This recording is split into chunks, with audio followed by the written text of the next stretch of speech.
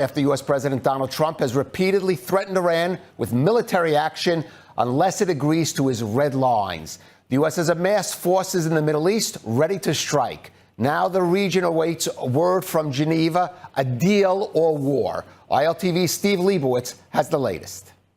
All eyes are on Geneva as Iranian Foreign Minister Abbas Araghchi has been negotiating with U.S. envoys Steve Witkoff and Jared Kushner. Diplomatic sources say Iran has presented a new proposal to Washington offering to lower uranium enrichment from 60% to about 3.6%, similar to the 2015 nuclear deal, and to suspend future enrichment for 7 years. However, the United States is seeking unlimited term limits and, crucially, the removal of Iran's existing stockpile of highly enriched uranium. Tehran has refused to ship the material out of the country, offering instead to dilute it, a position Washington rejects. This from Araghchi before flying to Geneva. Any message to President Trump because you're headed to Geneva? Well, I'm going to meet his team tomorrow in Geneva, so no messages needed. Ahead of the Geneva talks, top U.S. officials insisted that any new nuclear deal with Iran have no expiration date. According to a report from Axios, before heading to Geneva, U.S. envoy Steve Witkoff told AIPAC leaders that the Trump administration will not accept so-called sunset clauses like those in the 2015 Obama-era deal. Witkoff was quoted saying, "You have to behave for the rest of your lives." U.S. Vice President J.D. Vance says President Trump prefers a diplomatic solution with Iran. Speaking to Fox News, Vance said the administration is entering another round of talks with Iran in Geneva aimed at reaching what he called a reasonable settlement. He stressed that Trump has been clear Iran must never obtain a nuclear weapon, but said the president has other tools at his disposal if diplomacy fails.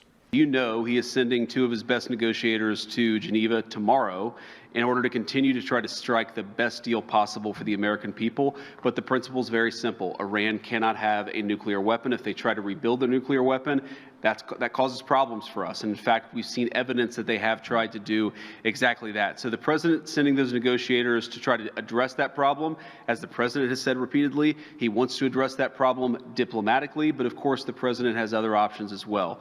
Israeli sources say that Jerusalem doubts Iran will meet the minimum U.S. threshold, raising the possibility of military action when talks fail. An Israeli official familiar with U.S. military preparation said there is a high likelihood of a strike and it could move forward soon, adding, "It's hard for us to see the Americans walking this back." Now, according to a report by Politico, senior advisors to President Trump are said to prefer that Israel strike Iran before the United States takes military action. Citing sources familiar with the discussions, the report says some within the administration believe the politics are a lot better if Israel goes first, potentially triggering Iranian retaliation that would build public support in the U.S. for a broader American offensive. A joint U.S.-Israeli operation is also said to be under discussion, even as diplomatic talks with Tehran continue. However, questions remain about the scope of any potential strike.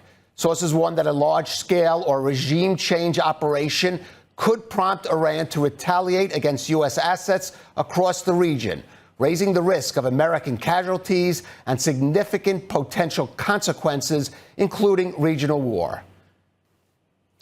Joining us now from the U.S. is Ambassador John Bolton. He is the former U.S. ambassador to the UN and a former U.S. National Security Advisor to President Trump. Ambassador Bolton, thank you for joining us on ILTV. Glad to be with you. Thanks for having me. First, let me ask you, we have these crucial talks underway in Geneva. Now, in the past, you've been skeptical or you've raised doubts about President Trump's willingness to launch a major, let's say, sufficient, extensive strike against Iran. What's your assessment based on what we know now about that possibility? Well, I don't think he's made up his mind for certain about what could happen. I think as in almost everything else, he longs for a deal. with Iran, even though it's perfectly clear that whatever deal would be acceptable to Iran should not be acceptable to us.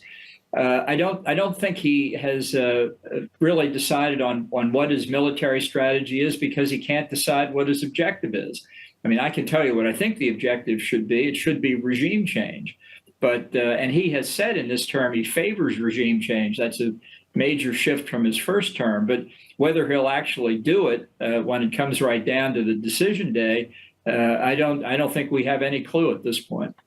Ambassador Bolton, you've been an advocate of a regime change. What do you say against those voices which have grown, for example, in the Republican Party, and which we know are in the President Trump administration, Vice President Vance among them, who simply advocate against it, say that's the business of the Iranians and the potential consequences could be harmful to the U.S.?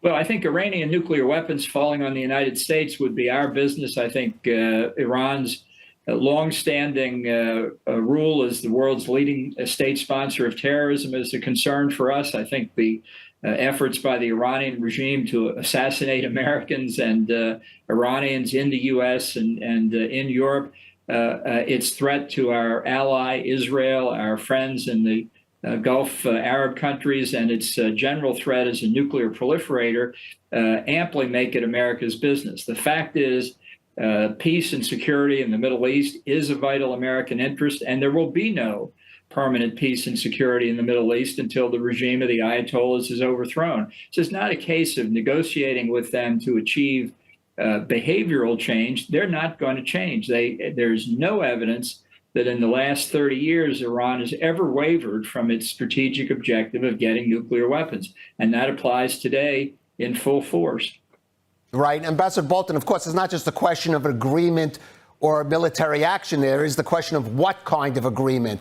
There are those who are saying that an agreement may be limited to the nuclear issue. Of course, here in Israel, there is a feeling that if it doesn't cover such issues as the ballistic missile program, Iranian support for proxies, that won't be sufficient to stem the Iranian threat. What's your view? Sure. Well, that's one of the reasons the 2015 nuclear deal was unsatisfactory. It doesn't deal with the overall Iranian threat. But to eliminate that threat, basically, the regime has to say, well, you know, that ideology that carried us into power in 1979, we're prepared to abandon that. The evidence is not only that in all the years since then, 47 years almost, not only have they not moderated in their views, every indication is that the younger generation of regime supporting Ayatollahs is even more extreme. So the prospects are that the Iranian threat gets worse, not better, not more moderate as time goes on. I think the regime at this very moment is at the weakest point it's been since it took power in 1979. So if there were ever an opportunity for the use of military force, not with boots on the ground, but military force to destabilize the regime itself and working with the opposition to bring it down, I think this is it. Right. And again, as you mentioned, regime change. But what kind of change? We know how deeply entrenched this regime is. It's a different model, for example, from the Venezuela situation. Do you believe that, for example, within the Iranian military, there are elements that are willing to take over and pursue a more moderate course? What about those Iranian people that really want to see a total change and perhaps, for example, the return of the Shah's son as some kind of transitional figure? Well, I don't think Venezuela is a model because I don't think the regime change in Venezuela is complete. We've taken out the face of the regime, but the Chavistas who supported him are still in charge. But in the case of Iran, I think the regime is destabilizing inside. I think officers, commanders in the regular military, not the Revolutionary Guard, but the regular military, are people who could be persuaded to come over to the opposition. And I think even within the Revolutionary Guard, if enough of them begin to understand that this regime is going to fall, it's amazing, I think, how many of them will come to the conclusion they want to end up on the right side.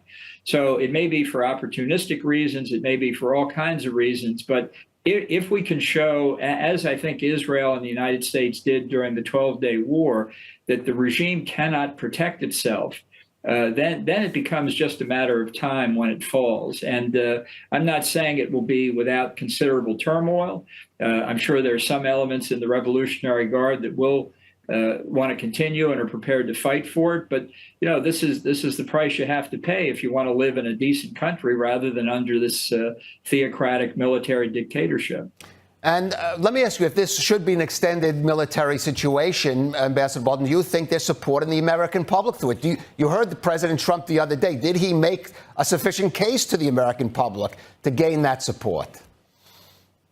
Well, I don't think he's done it yet, that's for sure. And I think it's unfortunately characteristic of Trump. He doesn't think in strategic terms, politically or internationally, and that could be a problem. But I think if he puts his mind to it and doesn't get his attention diverted by other things, there's a very strong case to be made, and it needs to be made. All right. You have certainly made that case for several years now, and we'll see what happens in the coming days. Ambassador John Bolton, thank you for joining us on ILTV. Thank you for having me. For more than 200 years, when Israel's most vulnerable needed help, Kollel Chabad was there. When families can't afford food, when seniors are alone, when children are struggling to survive, Kollel Chabad steps in with meals, essentials, and dignity. Right now, thousands of families across Israel are counting on that help, and you can make sure it reaches them. Your donation doesn't just give charity, it gives hope, it gives strength, it saves lives. Kollel Chabad, helping Israel one life at a time. Scan the QR code on your screen and give now.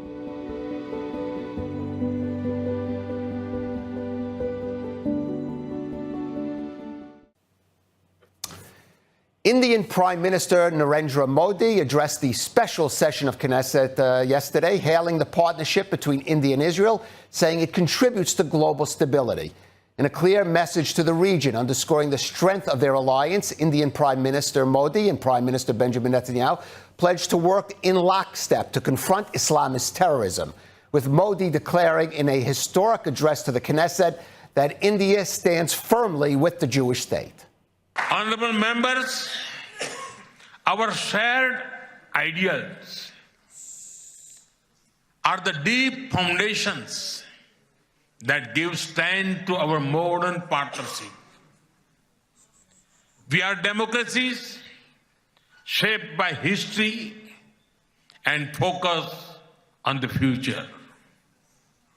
Our partnership is grounded in shared experience and shared aspirations. Our strong partnership not only serves national interests, but also contributes to global stability and prosperity. Am Israel Chai.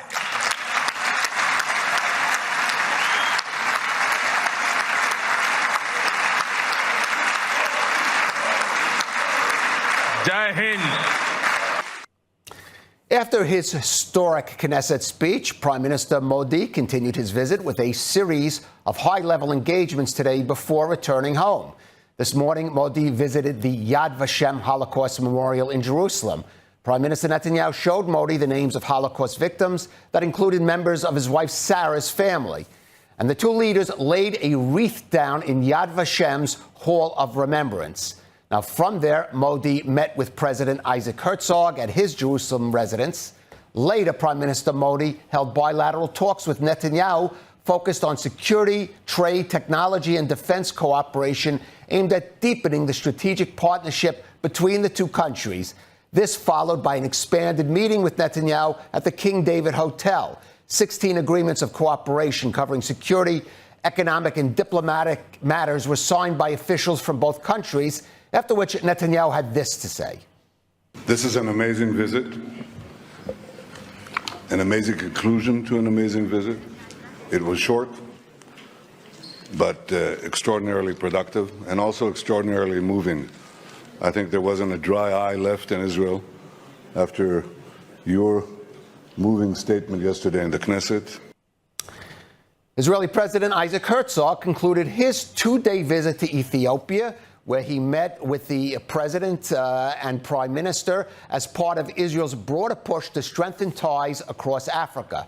In Addis Ababa, Herzog said some, quote, bad actors are trying to undermine Israel's relationships on the continent, but stressed that the bond between Israel and Ethiopia is strong, with shared interests that outweigh any attempts at division.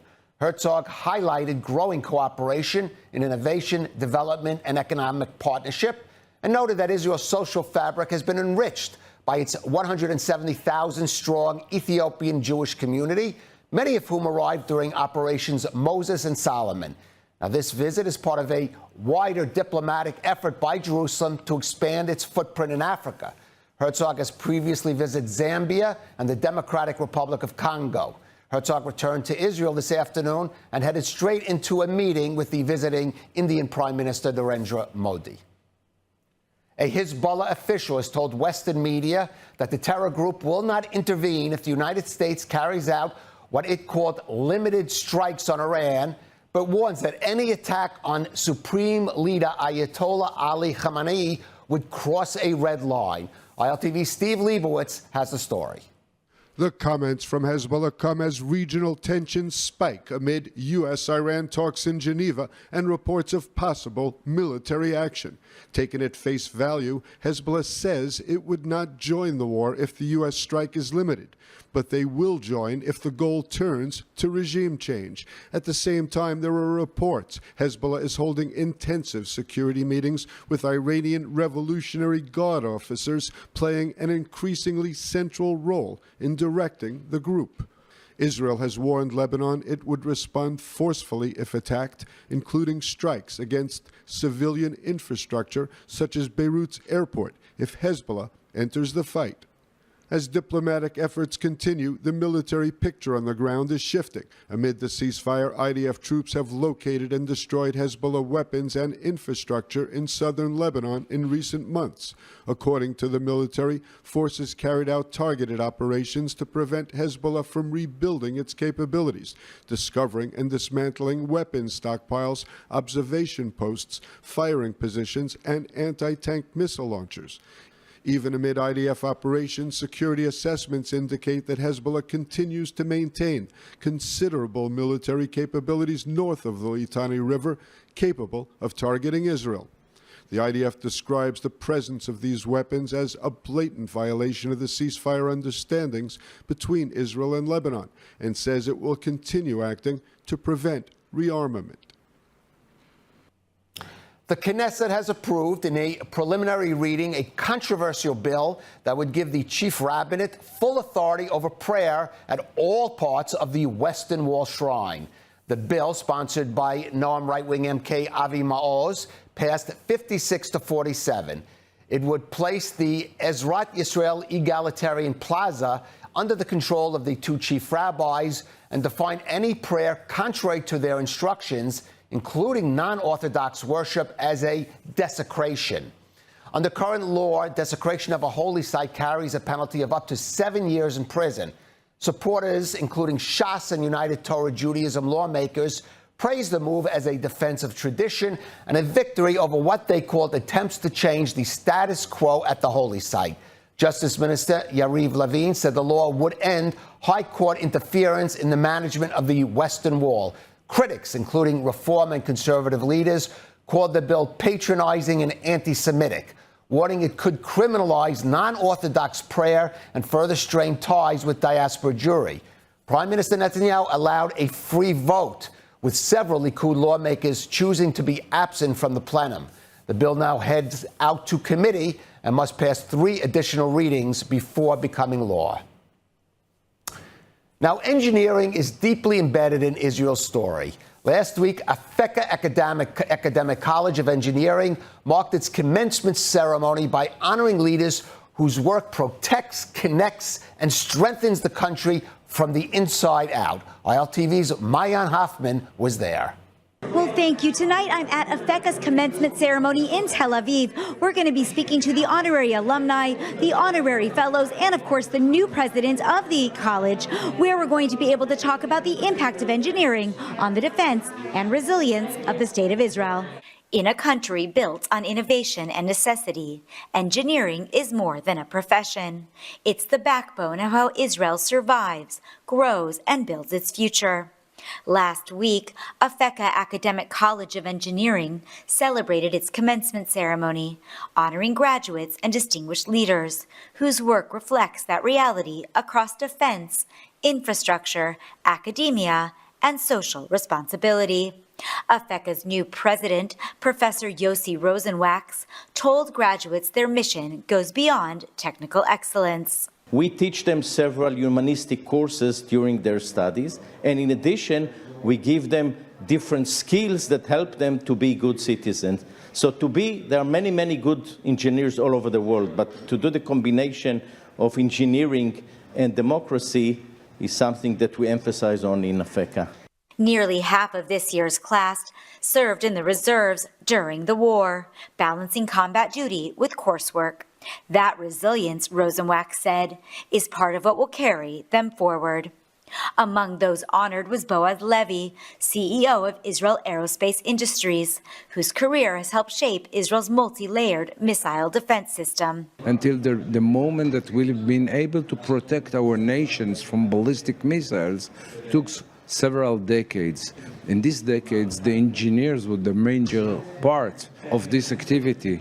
He reminded students that behind every interception are years of research, testing, and long-term vision. When we are looking toward the next battlefield, when we are looking to the challenges that this world is bringing to us, we need to bring something new to the table.